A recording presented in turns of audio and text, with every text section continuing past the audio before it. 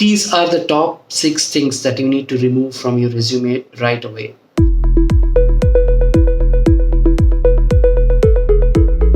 Hi, my name is Shan. Welcome to my channel Project 48.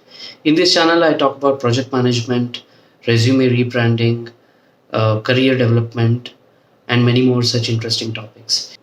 So, without wasting time, let's get started. So, it's 2023, and gone are the days when we used to have a 2-page, 3-page resume. Nowadays, people go through your profile, go through your experience either by LinkedIn, or when you attend the interview, they would expect a resume which is crisp, clear, and concise. So it's really important that you eliminate all the waste from your resume, take out the things that are not relevant. Number one, the objective statement or objective. So the objective is clear. The objective is that you need a job and the employer needs to hire the right candidate with the right skill set, with the right experience. So you really don't have to put the obvious thing.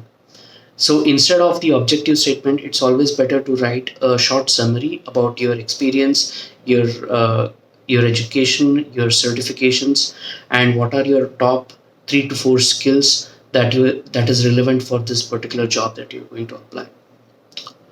Number 2, references.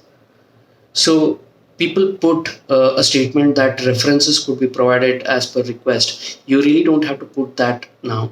So once you clear the interview and when you are going through the process, usually most of the companies ask for references for background verification. So that time you can provide those contacts, provide those references, but you don't have to explicitly mention that in your resume.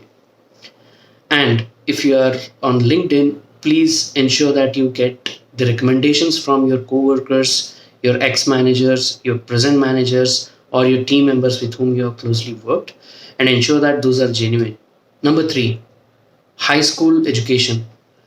So if you're someone who's a fresher who's just starting out on the job hunt, or if you have some 1 or 2 years of experience, you can definitely put your high school information. But if you are an experienced candidate and if you have completed your graduation or post graduation, always put the recent ones, and do not put any high school or primary school, any school education in your resume.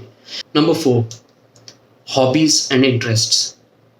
So nobody cares, nobody is interested in what you do in your free time, whether you like watching movies, whether you play cricket, whether you play musical instruments.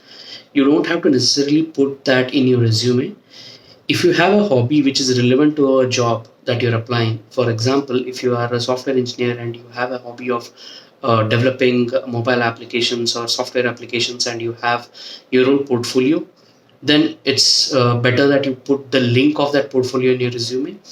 And if you are a project manager and if you are giving any talks, any webinars, or you have any content that is online and that is relevant to your work that you are going to do, you can provide those links, but do not explicitly mention mention hobbies or interests.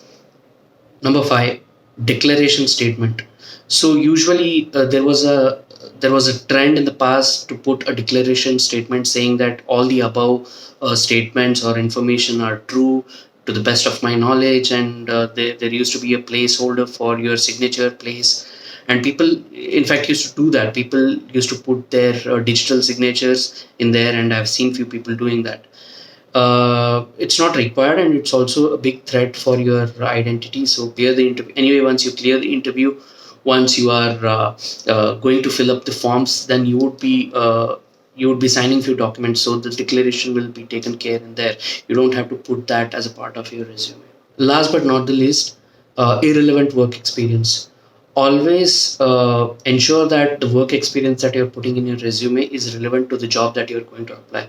If you have some experience that is not relevant, you don't have to explain that job that you did. You can just put a one liner on the position that you served over there and what was the company name and the tenure, just so that there are no questions asked on your employment gap, if there is any. So it's better that you reduce the content of the irrelevant experiences that you have, but try and put some skill that from those experiences that can be used for this particular job that you're applying.